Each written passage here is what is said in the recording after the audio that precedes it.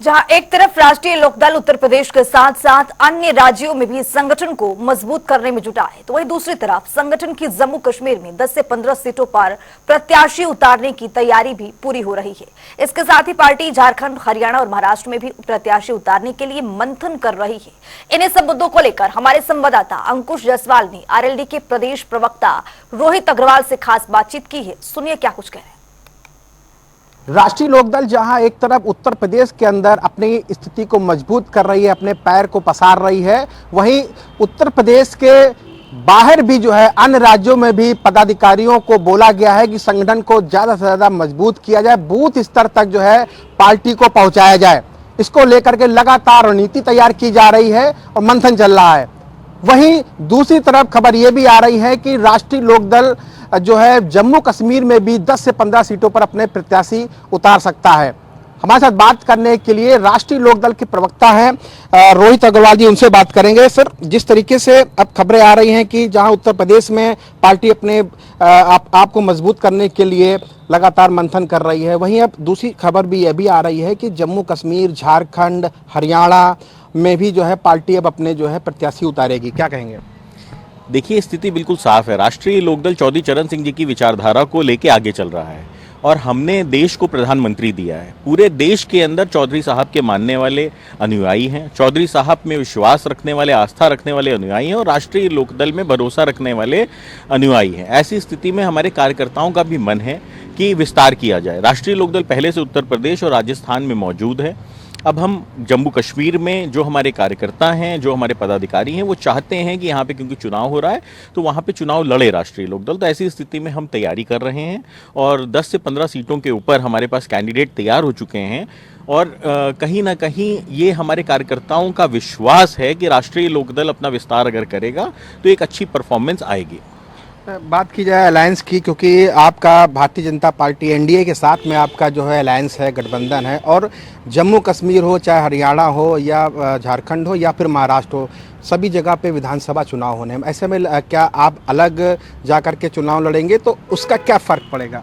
देखिए, अभी राष्ट्रीय लोकदल ने कहीं ना कहीं जम्मू कश्मीर में चुनाव लड़ने का फैसला लिया है और जम्मू कश्मीर का जो चुनाव है वो पार्टी से ऊपर उठ के है। वहाँ पे क्योंकि छोटी छोटी विधानसभाएं हैं, वहाँ पे नंबर ऑफ वोटर्स कम हैं, तो वहाँ पे कहीं ना कहीं कैंडिडेट बहुत डिपेंड करता है। तो ऐसी स्थिति में राष्ट्रीय लोकदल ने फैसला किया कि जम्मू कश्मीर में हम चुनाव लड़ेंगे, क्योंकि वहाँ पे गठबंधन या पार्टी बहुत मैटर करती नहीं है और हमारे कार्यकर्ताओं की मांग है, हमारे पदाधिकारियों की मांग है कि जम्मू कश्मीर में पार्टी को चुनाव लड़ना चाहिए। बात करते हैं विनेश फोगाट की, जिन्होंने हाल ही में भी कांग्रेस की सदस्यता ली है और कांग्रेस पार्टी ज्वाइन करने के बाद राष्ट्रीय लोकदल ने इसका समर्थन किया। क्या इसमें कहीं जातिवाद नहीं लगता है आपको? नहीं, देखिए, विनेश फोगाट ने देश का नाम रोशन किया है। विनेश फोगाट ने विदेश की धरती पे हमारे झंडे को गाड़ने का काम किया है और ऐसी स्थिति में एक खिलाड़ी का समर्थन करना मुझे नहीं लगता कि किसी भी तरीके से जातिवाद है। अगर आप जातिवाद की बात करते हो तो जातिवाद तो वो है जो अपराधियों के साथ खड़े हैं, जिनको लग रहा है कि जिनका एनकाउंटर हो गया वो किस जाति से आते थे, अगर उसके साथ ये खड़े हो रहे हैं तो जातिवाद तो उसको आप कहोगे ना।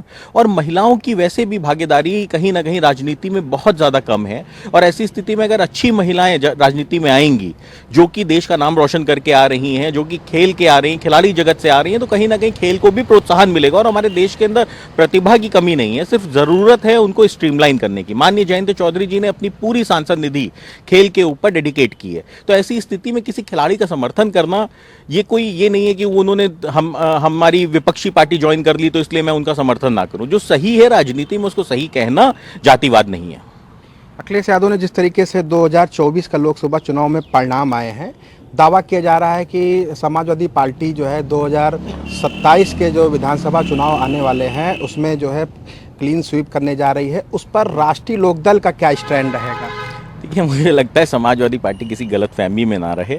एक तरफ वो योगी है जो 10 साल से सत्ता में होने के बावजूद गली गली घूम के प्रभु का काम कर रहा है और एक तरफ जो अयोध्या में जनता ने आपको जिता दिया, उसके बाद भी आप भगवान राम का विरोध करते रहे, उसके बाद भी आपसे इतना नहीं हुआ कि भगवान राम की चौखट पे जाके धन्यवाद दे सकें। और ऐसी स्थिति में आपको लगता है कि किसी का आशीर्वाद आपको मिलेगा? ना तो आपको प्रभु का आशीर्वाद मिलेगा, ना आपको जनता का आशीर्वाद मिलेगा। किसी गलतफहमी में मत रहिए अखिलेश जी।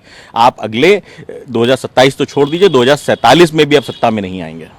तो ये बात करने के लिए हमारे साथ में राष्ट्रीय लोकदल के प्रवक्ता रोहित अग्रवाल जी ने उन्होंने बताया एक साफ तौर से कि राष्ट्रीय लोकदल जो है पूरी तैयारी से जो है, चाहे वो हरियाणा हो, झारखंड हो या जम्मू कश्मीर हो या महाराष्ट्र हो, सभी जगह पर जो है अपने प्रत्याशी उतारेगी और धीरे धीरे राष्ट्रीय लोकदल जो है सभी मतलब उत्तर प्रदेश के साथ साथ अन्य राज्यों में भी अपने संगठन को मजबूत कर रही है। कैमरा पर्सन आशीष के साथ मैं अंकुश जायसवाल, जनता टीवी, लखनऊ।